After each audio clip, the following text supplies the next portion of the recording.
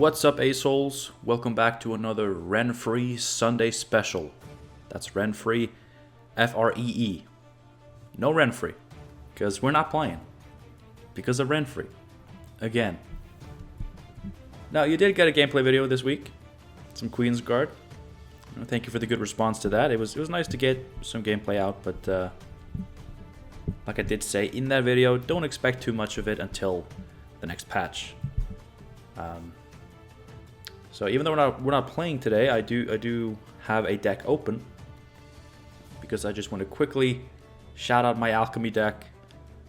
Before recording, I played one match, just see if maybe I could get through one match unscathed.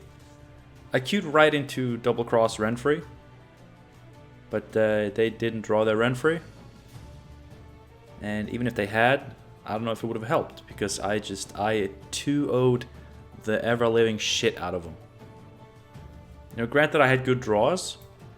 I had good draws, but this deck actually does pretty well. They generally don't have artifact removal, so you're gonna stick getting his shadow on the board, and just removal in general. They're a bit lacking. So our Crow Clan Preacher Overload, the gameplay is actually pretty solid. Now, I don't have this open just to self-advertise, although mainly I do, but it's also actually very relevant for the topic of today's video. Today I just wanted to share my favorite cards. It's that simple. And of course, after you watch this video, I would love for you to share your favorite cards in the comments. You don't have to be as thorough as me. I will be giving you my favorite gold and bronze for each faction plus neutrals. Like, you don't have to make a list of, 14 cards. But if there are any cards in the game that do stand out for you, I would love to hear about them. I assume they're good.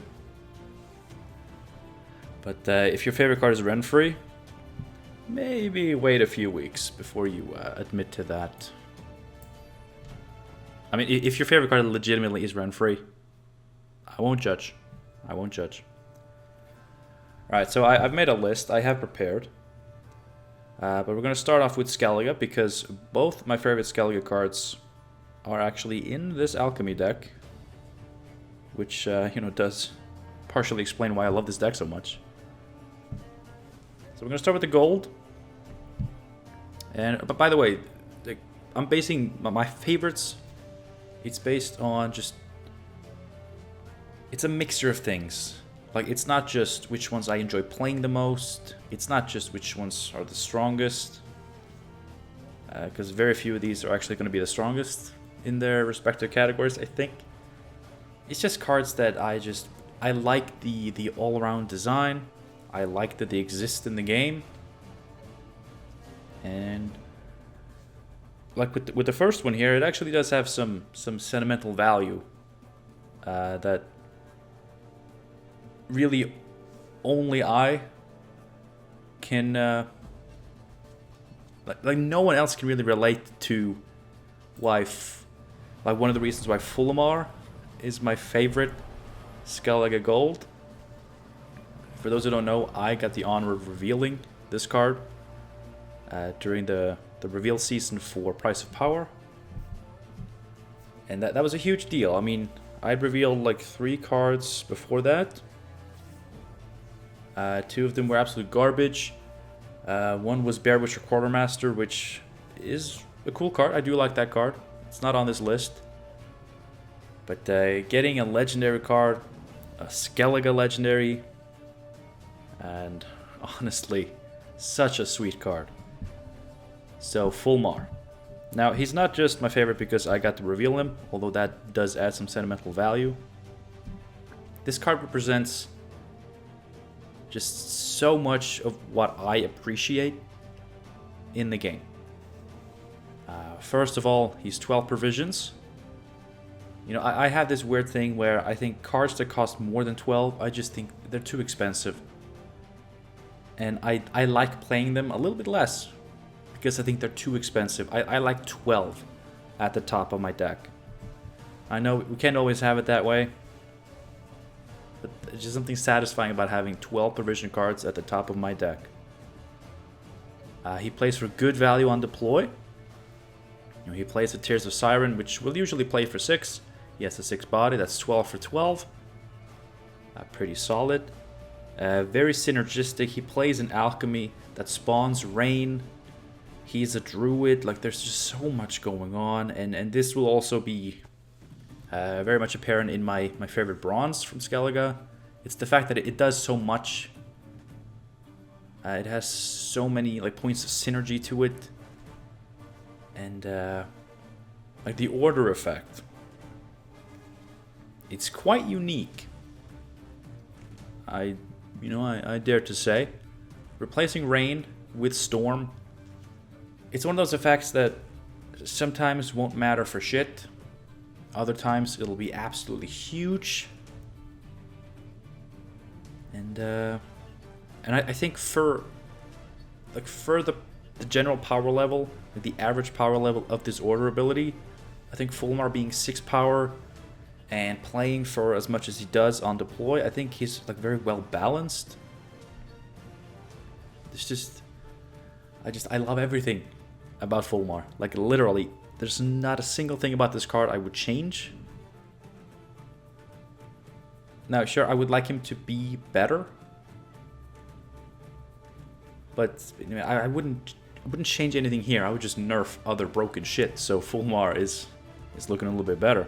There's everything about him, and the art, the premium, it's all supreme. It's all perfect. I love Fulmar. That was probably the card I was going to be talking about the most, just because it's so good. Now, as for my favorite bronze, like I said, also in this deck, Little Hafrua, Little Mermaid. Again, same as with Fulmar. Just this, it does so many things. Right, like it's a beast. Like I really want a Skellige beast deck to be a thing, and for that to happen, we need good beasts. And this is it. And not only is it a good beast, it's a beast with a good bonded effect that allows a beast deck to play Mushy Truffle. Just as a powerful, higher end card. 6 for 4, 8 if you get the bonded. It's a base power increase, so it does synergize with Resurrections, Freya's Blessing, Fukushia, potentially re-triggering the bonded, strengthening to 10, which is really cool. Self-wound synergy, spawns rain. Obviously, it's in this deck because it spawns rain, but also because it damages itself by such a large amount in an efficient way, which goes really well with the Battle Trance passive of healing an ally whenever you play an alchemy. Like that's one of my favorite aspects of this deck is to a lesser degree Darren, but especially these mermaids. Just enabling that passive from the leader, just making it such a strong leader. Potentially throughout the entire match. And yeah, the rain synergy. Obviously good in a rain deck. But we have Fulmar, we have Bride of the Sea. Like just being able to, on order, spawn 2 turns of rain means Bride of the Sea can always hit for 6, get a Giga Scorpion. I really wish we had more expensive alchemy cards so that Bride of the Sea with a lot of rain on the board could just be even more epic. But man, this card, it does so much for so many different archetypes while just being a solid card on its own. It's so good, and the fact that it has bonded and can be played with Truffle, it is a bonus. It does make the card better. That's just how that works. Alright, that was Skellige. I'm going to try to not spend 10 minutes on each faction here. Next up we have NR. If I can find it behind my face cam, it's probably this one. There we go. My favorite gold for NR is one that I have featured fairly recently. Chapter of Wizards. I think this card is really epic. I mean, it's legendary, but it's really epic. I've said this before, I like locations. I think locations are like really unique in terms of being artifacts. And you know, having this thing, like all locations have resilience because they're locations, like they stick around. This is really cool. And Chapter of Wizards, like it's like the effect, like it's a 13 provision card. Like it has to be good. And it spawns and plays Runeward, which after the rework is, it's not on this list as my favorite NR bronze, but it is up there. It is definitely up there. And then you have this order effect. And I really like this for the same reason that I actually like Mushy Truffle. In that, you know, like scenarios, right? They spawn specific units. But Chapter of Wizards, Mushy Truffle, you have a little bit of control over what you get. You know, with Mushy Truffle, like you decide which bonded units you're gonna put in your deck. Like there aren't that many to choose from. Okay? With Chapter of Wizards, there are a few. There are a handful of mages that are good to spawn copies of. Obviously, I love Syndicate Spellweaver, making multiples of those. And having that on a resilient artifact is just really strong. And yeah, just this card is so much fun to play. I wish mages were better, like the type of mages that I like Spellweaver gameplay, not so much the patient stuff. But yeah, Chapter of Wizards is really, really good. Now, as for my favorite bronze, this may be a little bit unexpected because, I mean, I think most people have forgotten about this one. The Carrack Frigate. For some reason, I have no premium Carrack Frigates. That seems a bit odd. Alright. Carrack Frigate. When it first came out, it was really good. It was an NR staple. And you know, that was before it gained resupply. You know, it was just, I mean, back then it was just, let's see what, it spawned a volunteer, and then it refreshed the order if you had crew. So you had to have crew to even get continuous value. Now it's even better. I haven't seen it since. You know, but now it has cooldown too, so even without crew, you still get a volunteer every other turn. With crew, it's every turn. With resupply, it's potentially multiple times a turn. That's... I've been wanting to play this card so bad ever since this buff. But I don't know, building NR decks, it's kind of tricky. For me. I don't really enjoy it. I have very specific Northern Realms cards that I want to play, but then I have to build a deck around them. And this is one of those where not a lot of other people have built decks that I can just net deck. Like, I kind of have to build it myself. But I really like this card. I think as a 6th provision bronze engine, I think it's really good. I love the design. I think maybe it could be 5. Like with the power creep, I think this actually could be 5 provisions. If it's meant to compete with other engines in the game. But I think if this was what 6 provision bronze engines were, I think this would be a good benchmark for that. Like that would be great. Like just a little bit conditional, but potentially so much value per turn. Fairly well statted too. Like It's just a good card. I just love it. It's just good. Let's have a drink. Cheers to Karak Frigate.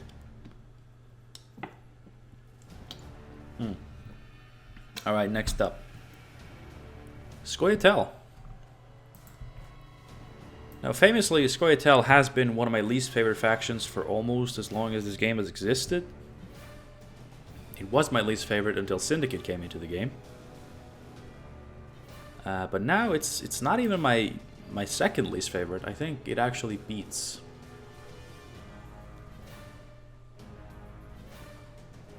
Wait. You know, maybe it is my second least favorite. But it has some archetypes that generally puts it above both Nilfgaard and Northern Realms for me these days. It's tricky. But my favorite Scoia'tael bronze, believe it or not, is Nilfgaard. I said bronze, I meant gold. Gord. Now, why is this my favorite? Well, when I was making this list, I looked over all the cards, and it made me realize there aren't that many cards that I like. There are just so many cards that I just think are meh. Like, I don't care, fine. I don't dislike them. I don't think they're bad. But I have no personal reason to enjoy them. Now, Nilfgaard is it's a build around card. It's a finisher for special card-based archetypes. It's been a while since we've seen him. But he was like really good. I mean, he was very much a staple, and then he got nerfed because of the new Elf Mage stuff from Price of Power. And now we just don't see him anymore. But I mean, he's pretty easy. Like, in the right decks, he's easy to get to 15. 15 for 7 as a finisher it's not bad. It's just a nice payoff for a specific playstyle. I mean, there's not much more to it. Like, you can play him in, nature decks, symbiosis. You can play him in Orb of Insight decks. You can play him in like control decks with bombs. And he's one of very few dual faction cards that I think are actually meant for both factions, if that makes sense.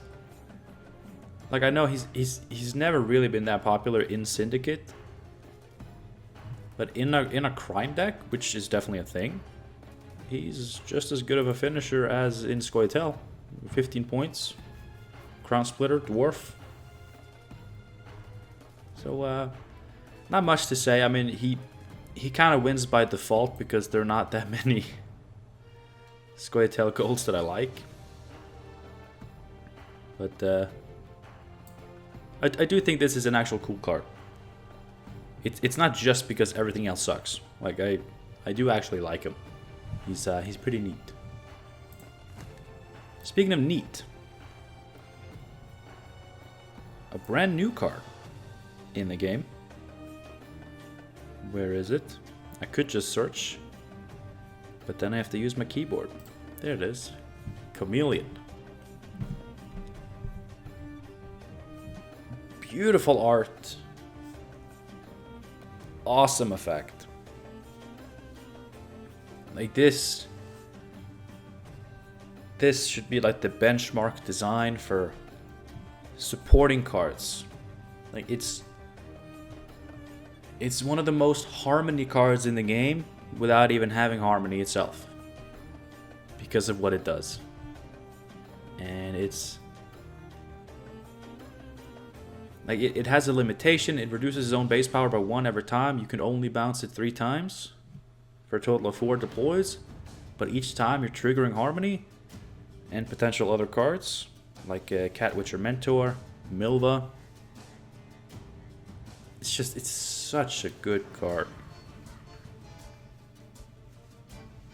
And I think more 4 provision cards should fall into this category of of being supporting cards that by themselves don't do that much. I mean, just Chameleon, that's 4 points. That's it. But Chameleon with Harmony and a little bit of a Harmony setup. Ooh. A lot of points. And, you know, bonus points for using the new Infuse keyword. I absolutely love that keyword. And this is a very, very nice way to use it. You know, I want categories to matter more. And, you know, Harmony is one of the few archetypes in the game that do care a lot about the categories. Like, there are other ones, but you know, Harmony is based around having different categories, and this is just such a cool card. It's everything I want in a 4 provision bronze, and it's just a gorgeous card. Alright, Nilfgaard. I thought Nilfgaard was going to be more exciting, but I'm actually a little bit disappointed in my own answers. But Brathens is my gold. And really, I'd say it's a tie between Brathens and Vigo. Overall, I like Vigo more, but I think this card does need some sort of a buff, because the only thing that I really use Vigo for is spies, which is why Brathens just kind of gets to be the face of Nilfgaard on this list, because he just makes a spy. You know, there's no deck building restriction except you have to play the spy in your deck. And specifically, Duchess's Informant is the spy that I want to play with both Vigo and Brathens. And Brathens just makes that so much easier. And it's easier to have a backup option with an Emissary. He plays for good points on deploy.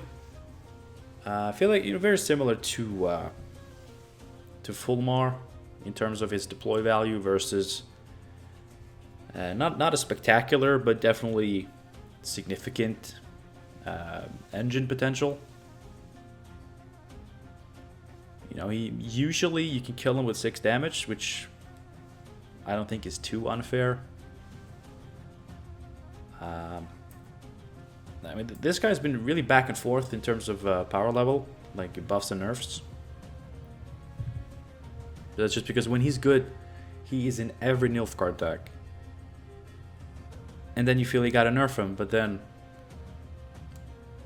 you know, they find other cards to play, and you're just really hurting the archetypes that he should be in. He should be supporting. But it is a really cool card.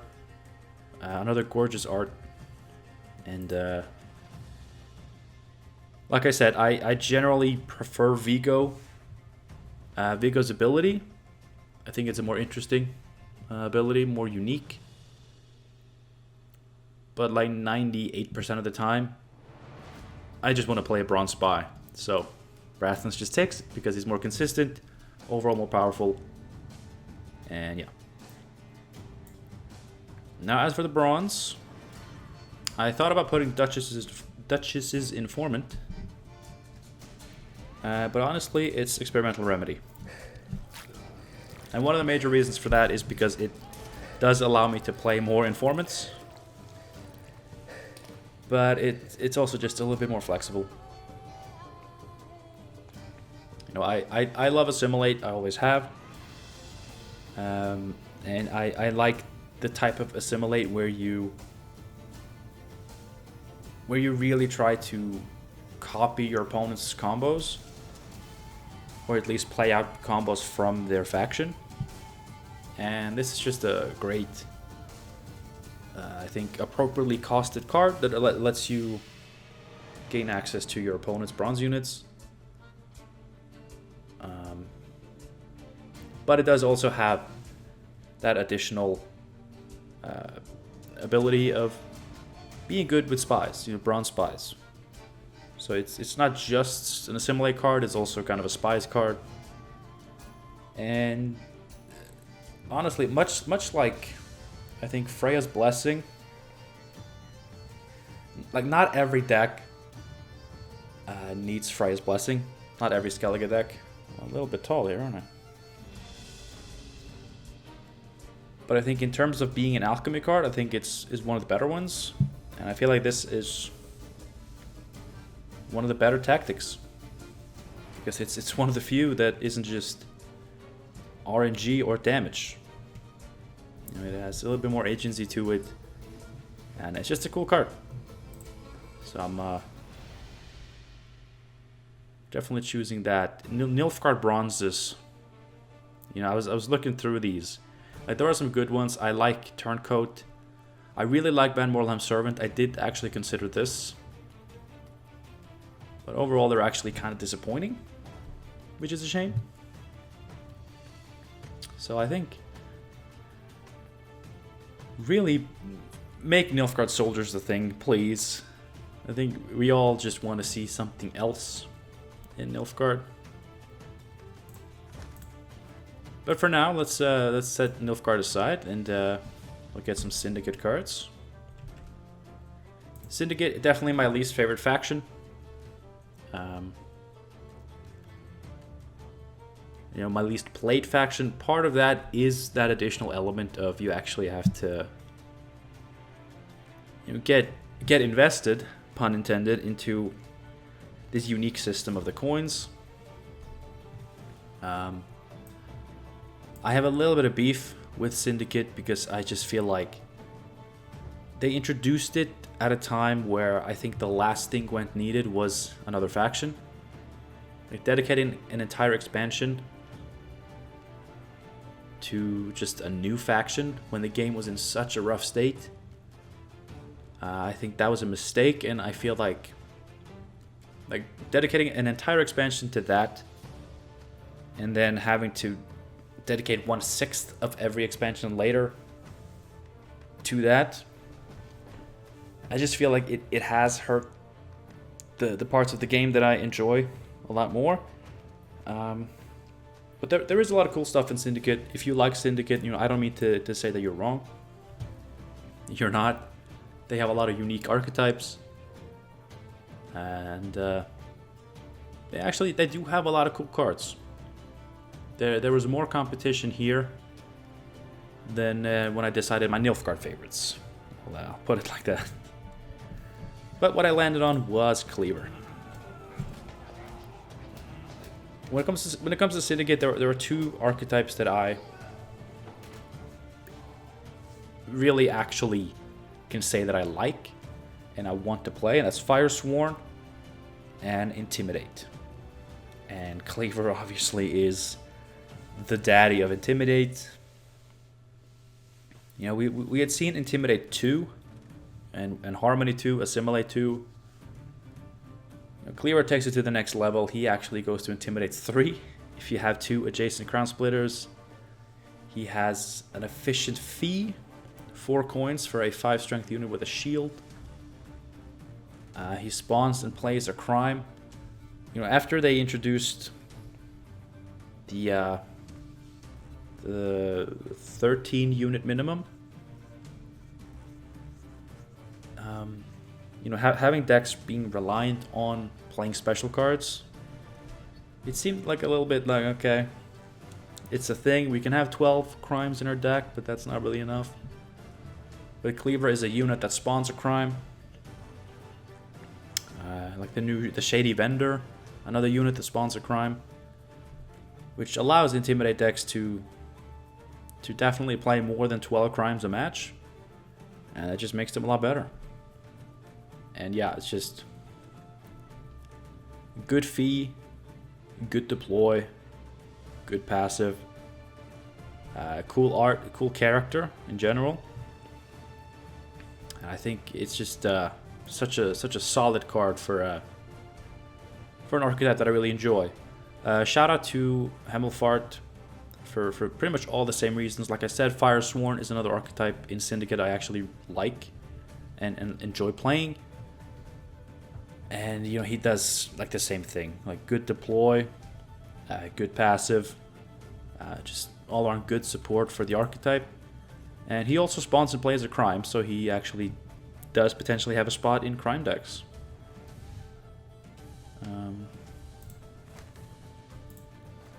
Now, as for the favorite bronze, we're going to go with another new one. I don't really care too much about Syndicate bronzes, but I really like the new Treasure Hunters. Again, same with the Chameleon. I think it's a cool use of Infuse, and I really like Infuse. You know, she's looking for treasure, and once she's gotten a little bit of treasure, you got a little bit of money in the back pocket, you can hire new people, you know, pay them a little bit, and it'll pay off in the end, hopefully. It's a nice card, nice flavor with what's going on. Great to see Horde and Tight Cloaks getting support. And yeah, like infusing a very simple text, very simple ability, but like potentially so meaningful with the right combos. It's just really good. There's not much to say about this. Like I said, the competition for Syndicate Bronze was not massive.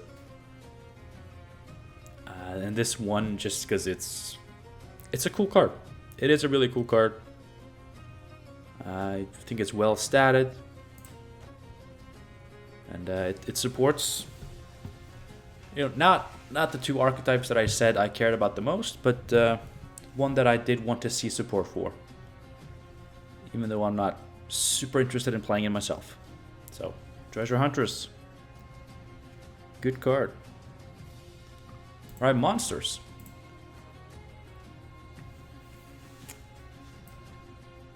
Monsters, you know, I thought there was going to be more competition here for favorite cards. But as for gold, it is Mamuna. Yeah, I know that may sound crazy. Because she was the scourge of every Gwent player. Like a year ago. Was she in the first Price of Power batch or the second? Maybe second. Anyway. You know, she got nerfed to 12. Relics got nerfed. The game power crept like crazy. And now, when I look at Mamuna, I just see a really good, cool, top-end point slam card. You know, I like Relics as an archetype. It's fairly simple. But I like point slam archetypes when they're strong enough to actually be viable, but not so strong that it's just stupid and boring. And I do feel like Relics does fall into that category now. And Mamuna as sort of a finisher. 20 points with a Griffin or again Ken. It's just, it is good. It's a powerful card. You know, I famously played in Wild Hunt to a higher degree of success than I think I deserve. But it's such a strong card, and it rewards playing big boys. And that is something that, you know, longtime viewers will know that I'm fond of doing. I like to play big boys. I like that theme in monsters. Just having units that have absurdly high base power. Because they're monsters, right? They are big. And then, you know, like Griffin. Like 9 base power on a 5 provision bronze. That is huge. But then it has this deploy that, you know, limits how many points the card is actually worth. But then you have cards like Mamuna and Incubus that, you know, reward you for this big base power. Without that negative deploy effect. And that's why Mamuna is my favorite monster's gold.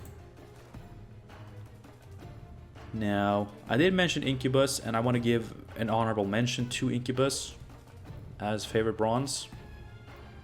It's probably the one I enjoy playing the most. But overall, I'm actually going to give this spot to the newly reworked Necker Warrior.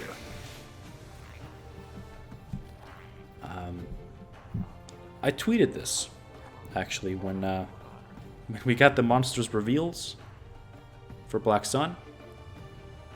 Like, you know, they look cool and all, but I just couldn't stop thinking about the Necker Warrior rework. For me, this is the most interesting thing Monsters got with this last patch. And I know that's a little bit sad, but I mean, it's a big boy. It's a big base power boy, which I just, you know, gave a whole speech about how much I loved. But then, you know, it has this level of intrigue with, if you play it in Thrive, then it's a big boy. If not, it's a Thrive engine. Not the best Thrive engine, but, you know, play this as a 4/4 with Thrive. It only takes a few turns for it to play for more than 7. But then you can play it as a 7 and trigger your Thrives. It's just, again, I mean, there's a trend here with the Infuse keyword. I really like that keyword. I want to see a lot more of it. And I think this is just another cool use of Infuse. Cool use of Infuse. Cool card.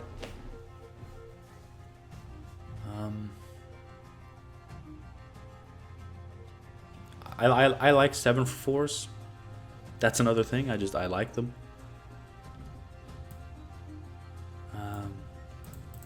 But I do want to say, when it comes to my favorite Monsters Bronze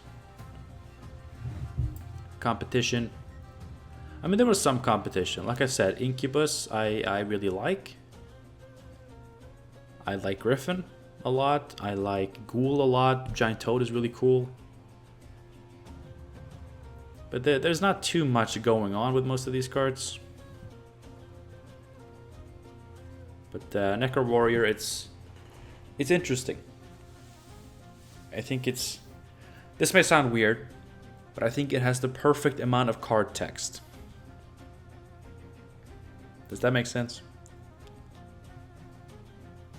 I feel like before, when it was just, you know, 4/4 and just said Thrive, I think that's not enough text. But then you have, you know, do we have an example of something with a lot of text? Well, let's say Succubus. I mean, don't get me wrong, I do really like Succubus, and I don't like it any less because of the amount of text. But there's just something unsatisfying about this amount of text, where Necker Warrior just hits the right spot, you know? And that's probably the worst reason for why I love that card, but I felt it was worth mentioning. Alright, last up is going to be neutrals.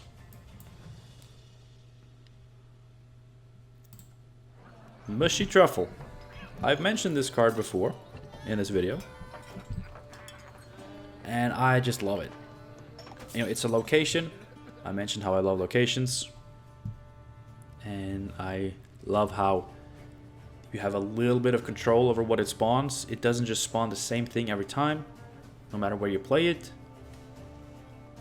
I think it's great support, like for bonded as a keyword. That's a cool keyword. I would like to see more bonded stuff, and this is such a great support card for it.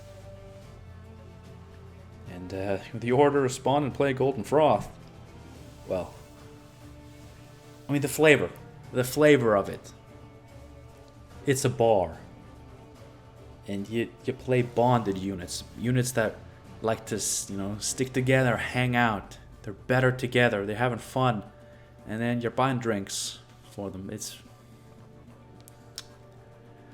Just flavor like that will always make me love cards.